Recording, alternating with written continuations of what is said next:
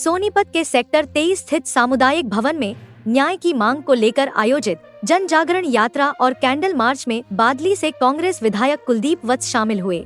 उन्होंने भरत तिवारी, भिवानी की मनीषा और श्री गंगानगर की रेप पीड़िता को न्याय दिलाने की मांग को लेकर मार्च की अगुवाई की। इस दौरान जिला पार्षद संजय बड़वासनिया, पार्षद बिजेंद्र मलिक सहित बड़ी संख्या में सामाजिक और राजनीतिक कार्यकर्ता मौजूद रहे। सभी ने हाथों में मोमबत्तियां लेकर दोषियों के खिलाफ कड़ी कार्रवाई और पीड़ितों को न्याय दिलाने की मांग की। मीडिया से बातचीत में विधायक कुलदीप वत्स ने कहा कि चाहे भरत तिवारी का मामला हो, भिवानी की मनीषा का मामला हो या श्री गंगानगर की रेप पीड़िता का, सभी मामलों में निष्पक्ष जांच और न्याय होना चाहिए। उन्होंने भरत तिवारी मामले का उल्लेख करते हुए दावा किया कि भरत तिवारी भगत सिंह, सुखदेव और राजगुरु को अपना आदर्श मानते थे। वत्स ने आरोप लगाया कि पुलिस कार्रवाई पर गंभीर सवाल खड़े होते हैं और पूरे मामले की सीबीआई जांच कर दोषियों को कड़ी सजा दी जानी चाहिए। इसके बाद कुलदीप वत्स ने भाजपा के एक पूर्व प्रदेश अध्यक्ष के बयान पर भी तीखी प्रतिक्रिया दी। उन्होंने कहा कि किसी भी एनकाउंटर को बिना निष्पक्ष जांच के सही ठहराना उचित नहीं है। हालांकि उन्होंने यह भी कहा कि जो लोग हथियारों के बल पर अपराध करते हैं और अवैध वसूली जैसी गतिविधियों में शामिल हैं, उनके खिलाफ कानून के अनुसार सख्त कार्रवाई होनी चाहिए। भाजपा प्रदेश अध्यक्ष के एक बयान पर कटाक्ष करते हुए कुलदीप वत्स ने राम मंदिर चोरी प्रकरण का भी जिक्र किया और कहा कि गलत कार्य करने वालों को कानून और न्याय का सामना करना ही पड़ता है। कांग्रेस के अंदरूनी बयानबाजी के सवाल पर उन्होंने कहा कि सभी नेताओं को व्यक्तिगत मतभेद भुलाकर जनता के मुद्दों पर एकजुट होकर संघर्ष करना चाहिए। उन्होंने भूपेंद्र सिंह हुड्डा और दीपेंद्र सिंह हुड्डा को कांग्रेस का बड़ा चेहरा बताते हुए कहा कि पार्टी के सभी नेताओं को आम आदमी की लड़ाई सड़कों पर लड़नी होगी। उन्होंने कहा कि अन्याय के खिलाफ लोकतांत्रिक और संवैधानिक तरीके से संघर्ष जारी रहेगा और पीड़ितों को न्याय दिलाने के लिए यह अभियान आगे भी चलता रहेगा। जगत महान न्यूज के लिए तेजवीर सिंह की रिपोर्ट। पूरे देश में आज चाहे भरत तिवारी जी का मामला हो, चाहे हमारी बेटी मनीषा का मामला हो, और जो गंगानगर के अंदर 13 साल की बेटी के साथ जो दरिंदगी हुई है, उसकी बात आज हमने तीनों उनके ऊपर ये रोष प्रकट करने का हमारे सारे साथियों ने जो मन बनाया है और उस लड़ाई को लड़ने का एक संकल्प लिया है। ये कोई छोटी मोटी बात नहीं है। देखिए, जो व्यक्ति, मैं उसके घर स्वयं गया, भरत तिवारी के घर पे मैं गया, जिसको जो अपने आप को भगत सिंह, शहीद भगत सिंह जी, राजगुरु सुखदेव सिंह जी, चंद्रशेखर आज़ाद जी को अपना आइडल मानते हो, और जिन्होंने 40 लाख उनके पिताजी को पुलिस से रिटायरमेंट पे मिले और 7.5 बीघा उसके ज़मीन थी, और अपनी माँ के गहने तक बेच के समाज हित में सनातन के लिए हर उस व्यक्ति की लड़ाई के लड़ने के लिए जिसने लगाए हों, और जो चाहे वो दलित व्यक्ति था, चाहे गरीब था, चाहे अति पिछड़ा था, जो भी समाज के किसी भी प्रकार की था, उन्हें 36 बरादरी सर्वधर्म के लिए लड़ाई लड़ी। और आप एक चीज़ देखा होगा, जिस व्यक्ति ने,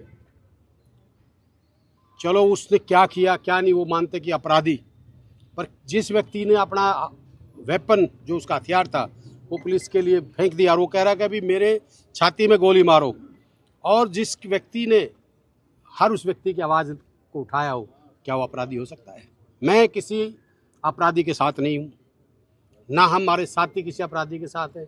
जो अपराधी हैं, अपराधी व्यक्ति का कोई सहयोग नहीं, कोई साथ नहीं, उसको मारो, चाहे हमें आरे लेकर कुछ भी करो, पर जो व्यक्ति देश प्रेमी और जिसने हंसते हंसते बात कही, उसकी 22 मिनट की वीडियो है लाइव, और उससे पहले कि आपने उसकी वीडियो देखी, उसने क्या कहा कि मैं हर उस व्यक्ति की आवाज़ हूँ, हर व्यक्ति की आवाज़ को उठाना चाहता हूँ, मैं गरीब की मदद करना चाहता हूँ, और मैं भगत सिंह, शहीद भगत सिंह जी को अपना आइडल मानता हूँ। और वो व्यक्ति अपना समर्पण करने के बाद उसको 3 गोलियां पहले मारती है पुलिस, और उसके बाद 2 गोलियां गाड़ी में मारती है।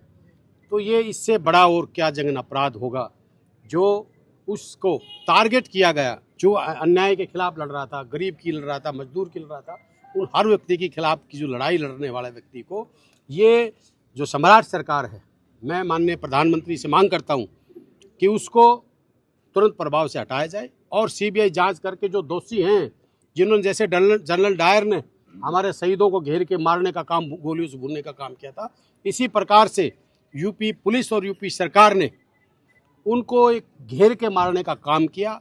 और वो भी मैं इस बात से, मैं एक बात गर्व से कहता हूँ, मैं उस परिवार से मिला जिसके परिवार में बूढ़े माँ बाप हैं, और उसके घर में, मैं आप एक विश्वास करना, उसके घर में, घर के अंदर लिपाई नहीं है, एक दरवाजा है। जो व्यक्ति इस सोच का हो कि गरीब की मदद करने वाला व्यक्ति की सोच का हो, उस व्यक्ति के साथ जो एक देशभक्त हो, जिसके 3 गोलियां लगने के बाद भी भारत माता की जय बोल रहा हो, और एक बात कह रहा कि आपने एक सुना हो कि भी मैं, अगर मेरे सामने अगर ये कोई अंग्रेज होते, आप मेरे अपने हो, अगर कोई अंग्रेज होते तो मैं इलाज कर भी देता। तो जिसके अंदर इतना देशभक्ति का जुनून हो, उस परिवार, उस व्यक्ति के साथ इतना बड़ा षड्यंत्र रच के उसकी हत्या करना, ये निंदनीय है।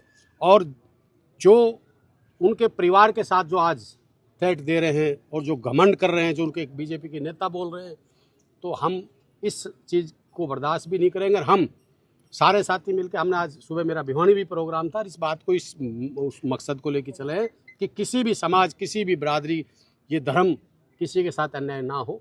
और जो ऐसे वीर जो हमारे साथी हैं, युवा साथी है, जो देशभक्ति की भावना जिनके अंदर, अगर ऐसे करके उनकी अगर हत्या करेंगे तो फिर देशभक्ति कैसे पैदा होगी। एक चीज़ और कह रहा हूँ, कुछ बीजेपी के नेता, यहाँ के भी नेता है, और खासकर समाज के ठेकेदार बनते हैं, वो सर्टिफिकेट दे देते हैं बैठ के कि उसके साथ ठीक हुआ, उसका ठीक इनकाउंटर किया, ठीक गोलियां मारी, मैं पुलिस के साथ हूँ।